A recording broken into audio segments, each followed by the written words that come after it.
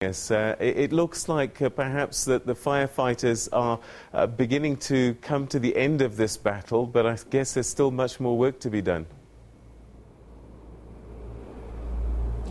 Peter, yes, good afternoon to you. Indeed so, the firefighters have spent the past couple of days in absolutely terrible conditions, really. Hot and very windy gale force winds as they try to contain this massive blaze that stretched all the way between George and Knysna. Now, I'm currently at the Outeniqua Pass.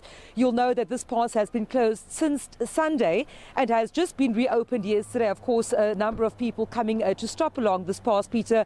I'll just show you as I take a slow walk behind me, of course, the mountainous area. You can see this entire stretch over this Outeniqua Pass has indeed burnt, Peter, and the Outeniqua Pass is situated just above the town of George. If I can show you to my far left over here, Peter, that's of course George in the background, and you'll see that there's quite still a bit of a smouldering flames, plumes of smoke coming up, and the focus today in the George area is of course to focus on mopping up operations, as well as earlier on you mentioned, Peter, that of course the appeal has now gone out from the various organizations, provincial government as well as the gift of the givers, to assist more than 600 people that have been displaced in this fires. And earlier on today we were out in De Vlucht, a very mountainous terrain, a semi-rural area where at least two working on fire helicopters were busy waterbombing along with an Oryx from the South African National Defence Force. At that point in time, no threat to property or to loss of life at that point in time, but certainly firefighters working quite hard to make sure that they contain that fire burning high up in the mountains.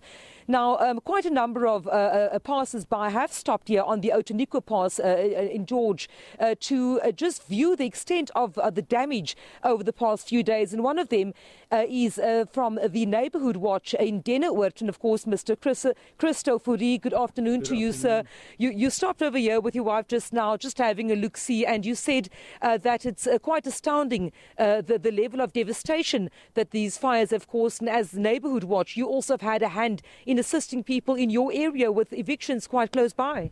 Yeah, of course, ons het van Sondag af het ons begin om die mense te buite staan van George, die hele George saamgestaan. Die Neighbourhood Watch het van hulle kant af het hulle die mense gecontroleer, seker gemaak hulle is veilig. As daar enige probleem was in die area, het hulle dit dadelik deurgegee na die groepe toe.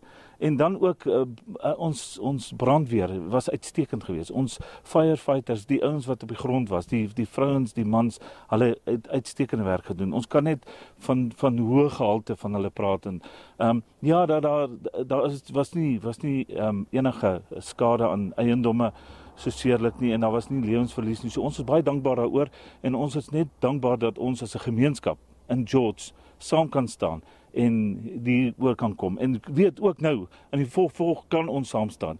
As 'n Neighbourhood Watch, as enige iets wat na ons kant toe kan, sal ons dit kan hanteer. Thank you very much, Mr. Christo Fourie there, Peter, just telling us, of course, how residents of George feel after most of the fires have been contained here in this area, and the focus now would turn towards the relief aid to those who have lost their homes, and also the hundreds that have been displaced as mopping up operations continue in large parts of the Southern Cape. I need a script.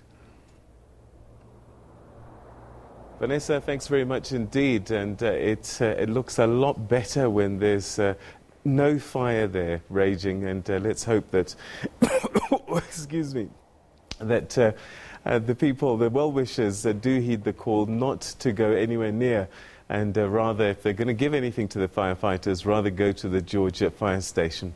All right, we move away from that story, and we'll get another update for you a little bit later.